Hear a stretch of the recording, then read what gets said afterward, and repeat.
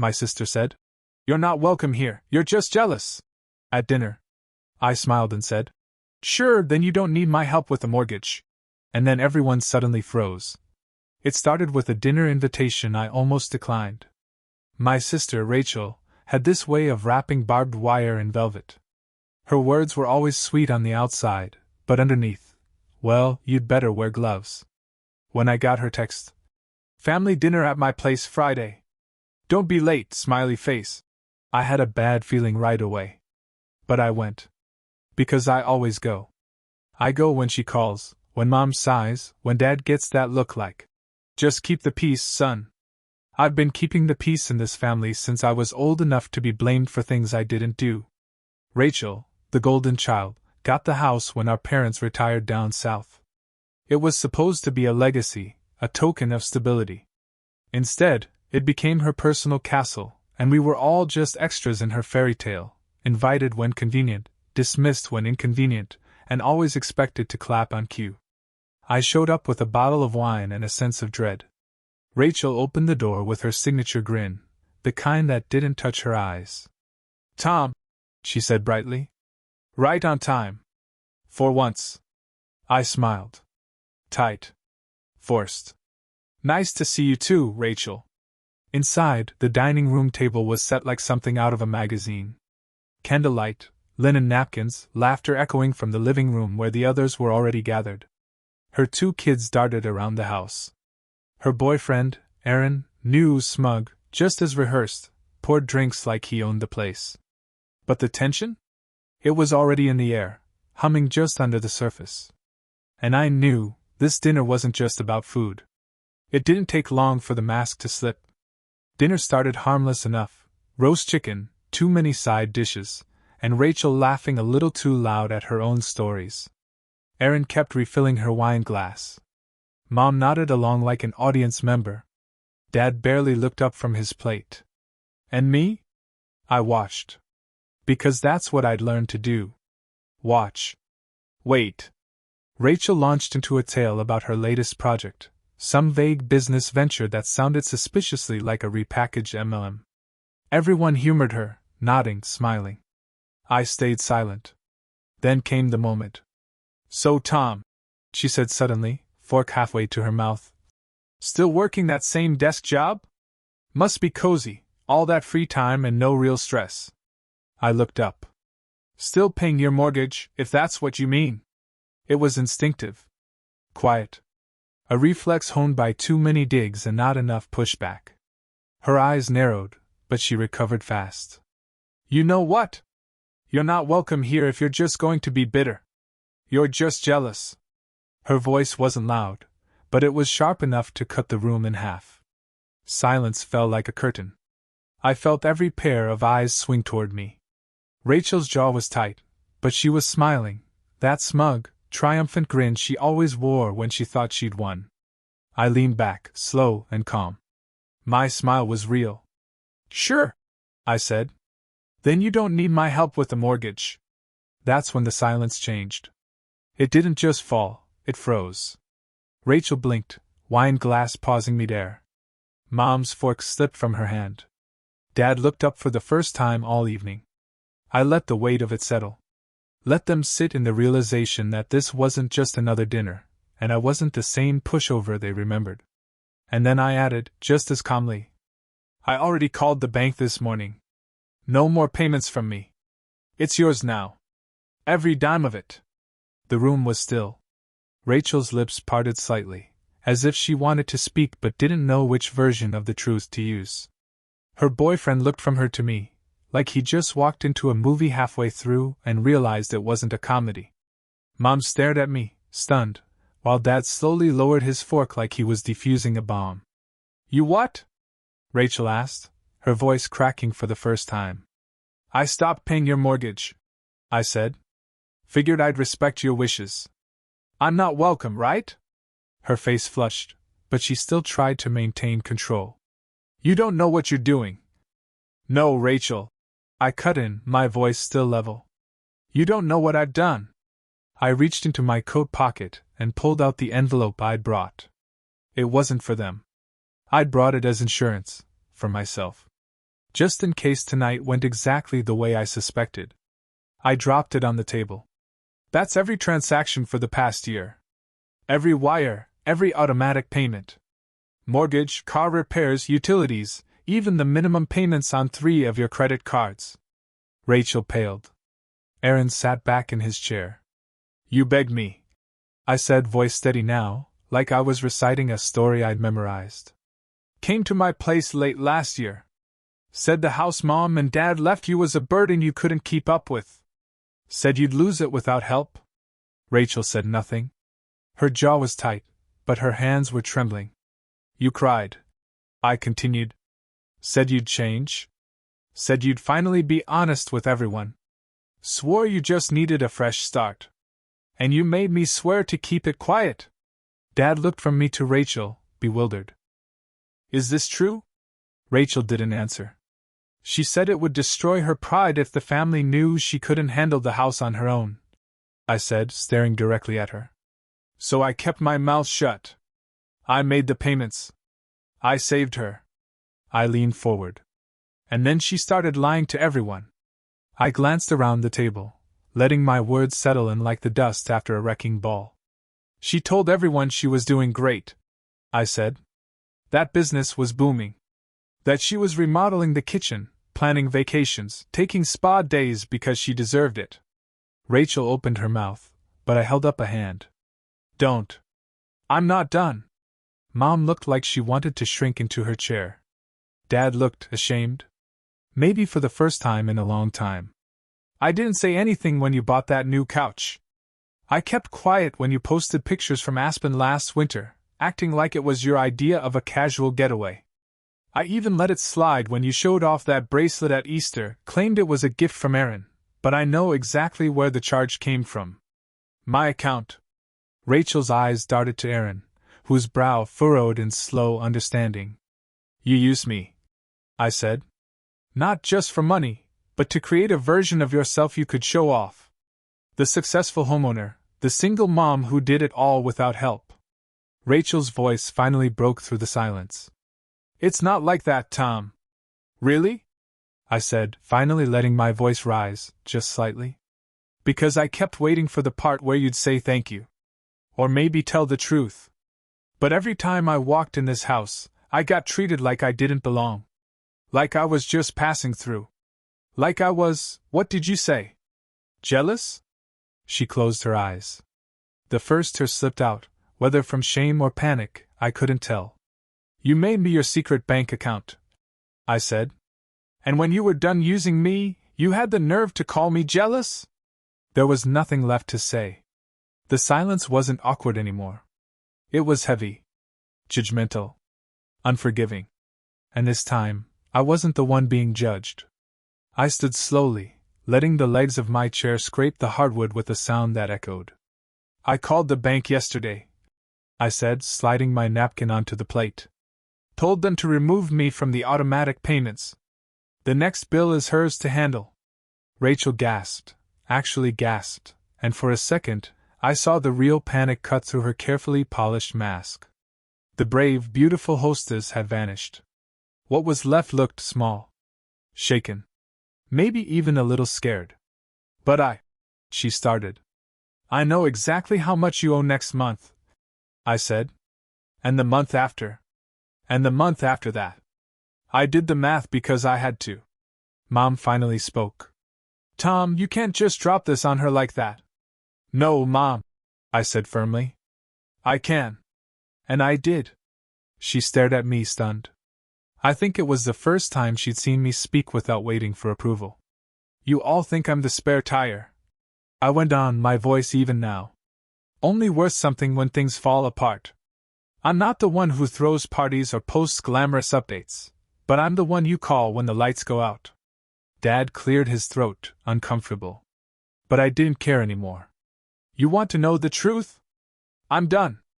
Done being the invisible lifeline. Done pretending that loyalty and silence are the same thing. Rachel was crying now. Softly, but not silently. Aaron rubbed his face like he was trying to erase the evening from his memory. You're not the only one who lost something tonight, Rachel, I said. But you might be the only one who didn't deserve to keep it. Then I stepped back from the table and grabbed my coat from the back of the chair. I'm not angry anymore, I said, opening the door. Just free. I walked out into the night, coat slung over one shoulder, the front door clicking shut behind me with a finality that felt earned.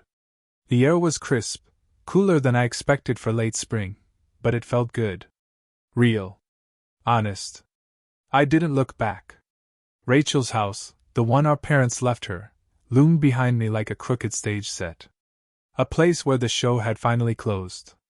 Inside, I imagined the stunned silence still holding, like a vacuum no one knew how to fill. Rachel sobbing. Mom whispering. Dad pretending not to have known. Aaron probably calculating whether staying with her was worth the mortgage. I reached my car and leaned against the hood, letting the cold metal ground me. My hands were shaking, not from fear, not from anger, just release. After a year of carrying a secret on my back like a pack mule, I'd finally let it drop. And the weightlessness felt strange. I thought back to the night Rachel showed up at my apartment. Hair a mess. Makeup smudged. Eyes puffy. She'd been crying in the car before she even rang the doorbell. I still remember the way she stood there, trembling in that doorway like she was 12 again, trying to hide a bad report card. She didn't come in right away. Just said, I'm losing the house. I let her in. Poured her tea. Sat with her while she explained how she'd missed 3 payments, how she'd maxed out 2 credit cards just to stay afloat. How the house, our parents' house, was on the verge of foreclosure. She wept. Not just tears, but those chest-shaking sobs that made it hard to breathe. And even though my heart didn't ache the way it used to for her, it tugged at something old. Something buried. I said I'd help. On one condition: no lies. No pretense. No fake success stories. She agreed. Swore up and down. Promised to make things right. Within 2 months, she was hosting brunches again. 6 months later, she bought a new patio set and told everyone she'd gotten a raise. She never told them about me. Never told them the reason she could keep up the act was because her brother, the one she once called emotionally stunted at Thanksgiving, was quietly wiring thousands into her account every month. But tonight that curtain came down. And honestly, I didn't expect it to feel so peaceful. I got into my car but didn't start it. Just sat there, watching the windows of her house from a distance. I saw shapes move behind the curtains. Heard faint voices. Maybe someone shouted. I couldn't tell. And I didn't care. She had her show. She had her audience. But I had the truth. The next morning, I woke up before my alarm. It wasn't restlessness that stirred me, it was the silence. A different kind than I was used to. Not the heavy quiet of holding back words or walking on eggshells. This was clean. Still. Free. I brewed coffee in my tiny kitchen and stood by the window, watching the early sun stretch across the rooftops. The world looked exactly the same. But everything felt different. I kept thinking about Rachel's face, right at the moment when I said I wasn't sending another dime. Not the anger, not the embarrassment, but that tiny flicker of disbelief. The realization that, for once, the person she thought would never leave actually had. I had been a lot of things in our family: the backup, the fixer, the quiet one, the joke. I was always the guy in the background, the one who didn't make a scene, the one who carried the burden without complaint. But I'd never been the one who left. I think Rachel believed deep down that I never would. That no matter how badly she treated me, no matter how much she took and twisted, I would always show up. With my checkbook. With my silence. With my head down. But that version of me died last night, right there at her dining table, between the candlesticks and the chicken she overcooked. And what's more, I didn't mourn him. I sat down with my coffee and opened the folder I hadn't dared touch in months. Inside were my own plans. A list of houses I had been quietly researching. Apartments with better lighting. Neighborhoods I could actually imagine myself in. I had put it all on pause, you know? Because of her. Because if I paid her mortgage, I couldn't afford a down payment of my own. If I bailed her out of a credit card bill, I couldn't invest in my future. That was the trade-off. Her comfort for my stagnation. And I'd made that deal every time, until now. I looked through the listings again, and for the first time, I didn't feel guilty. I felt ready. There's a strange kind of grief that comes with realizing how long you've been putting yourself last. It's not loud. It doesn't scream. It just quietly shows you all the birthdays, the weekends, the little dreams that got shoved into a drawer because someone else needed something more urgent. And once you see it, you can't unsee it. Last night, I finally told myself the truth. I didn't owe Rachel anything. Not because we were siblings. Not because our parents expected it. And definitely not because she once cried on my couch and promised she'd change. She didn't change. But I did. So I made another call that morning. Not to Rachel. Not to my parents. I called a realtor. I told her I was finally ready to look. For real this time. By noon, my phone was already buzzing. First a missed call from Mom. Then a text. Call me. We need to talk. Then another from Rachel, shorter, sharper. What have you done?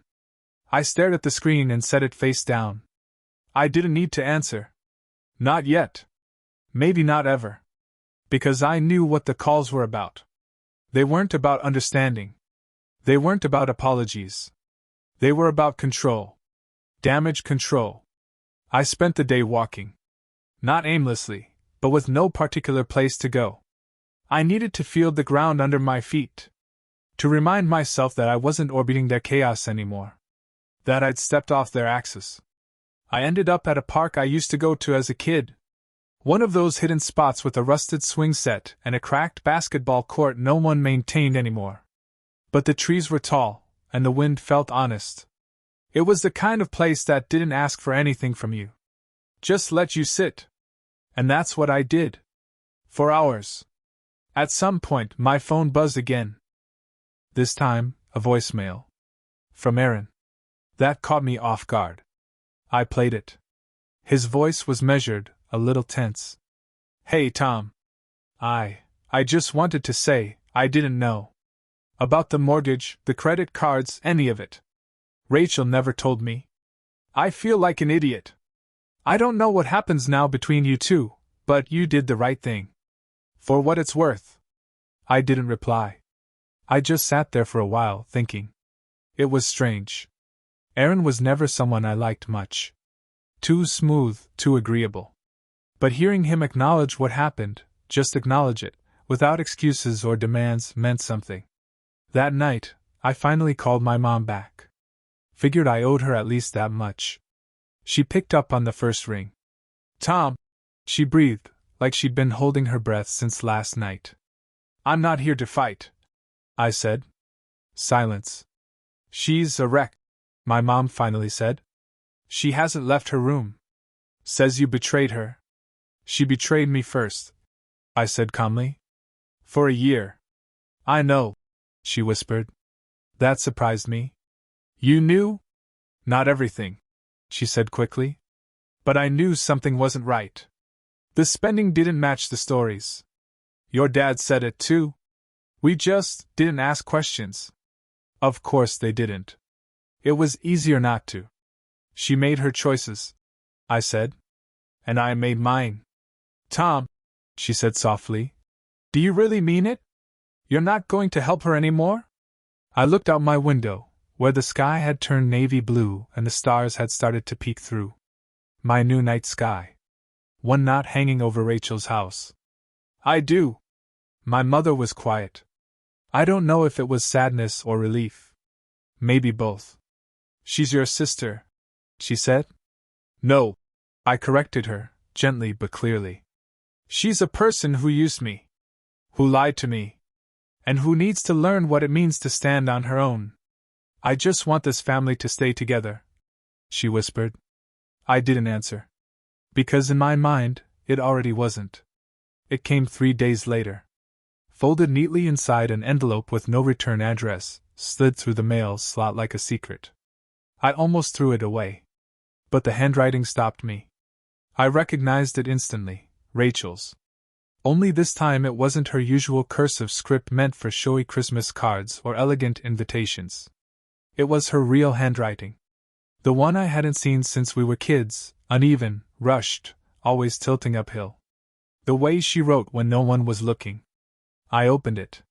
The letter was short. Not dramatic, not performative. No Instagram captions in disguise. Just 5 paragraphs on lined notebook paper, ink smudged in 2 places. I wasn't sure if it was from her hand shaking or if she'd cried while writing it. Tom, I don't expect you to forgive me. I don't even know if I deserve that.